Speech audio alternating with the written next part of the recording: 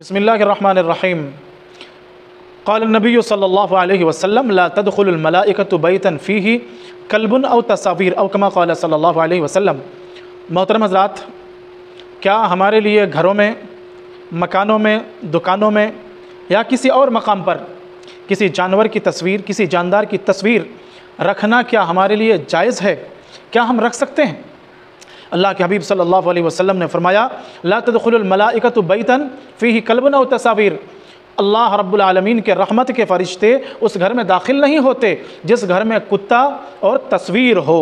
اس حدیث سے پتہ چلتا ہے کہ ہمارے گھروں میں جاندار کی کسی تصویر یا جانور کی کوئی تصویر نہیں رکھنی چاہیے۔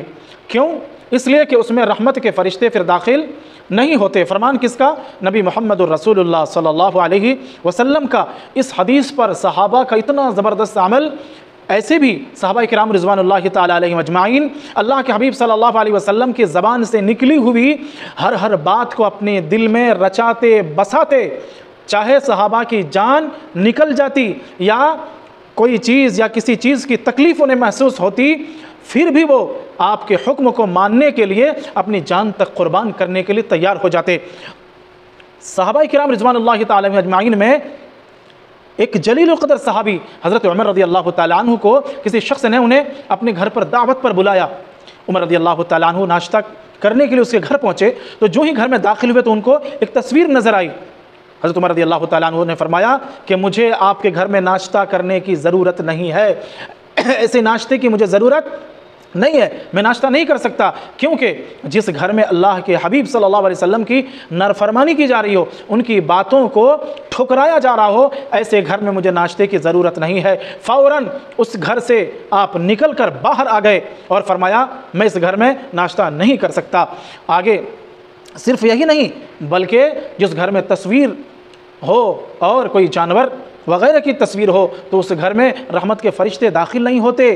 آپ کو معلوم جناب ڈاکٹر عبدالحی صاحب رحمۃ اللہ علیہ کسی کے گھر میں کسی کے یہاں تشریف لے گئے، بلانے کے لیے کوئی شخص آیا تھا کہ حضرت میرے گھر میں کوئی مریض ہے، مگر آج 3 دن سے قرآن کریم کی تلاوت کی جا رہی ہے، سورہ یاسین کی تلاوت ہو رہی، بارہا کتنی بار سورہ یاسین کی تلاوت کی گئی مگر اس شخص کی جان نہیں نکل رہی ہے، نور نہیں نکل رہا ہے، روح نہیں نکل رہا ہے۔ حضرت آخر کیا وجہ ہے ذرا دیکھ دیجئے۔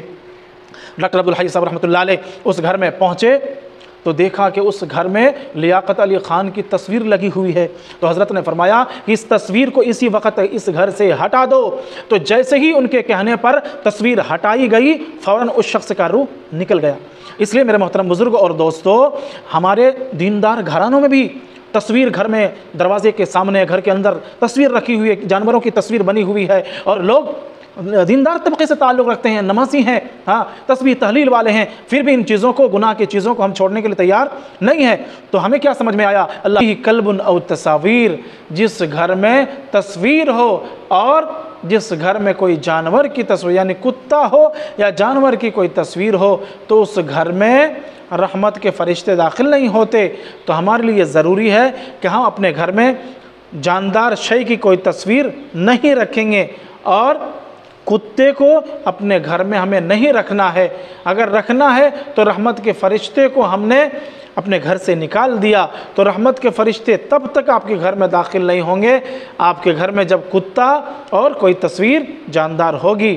اللہ کی ذات سے ہمیں دعا ہے اللہ پاک ہم سبوں کو ان سب باتوں پر عمل کی توفیق عطا فرمائے۔ وآخر دعوانا الحمدللہ رب العالمین۔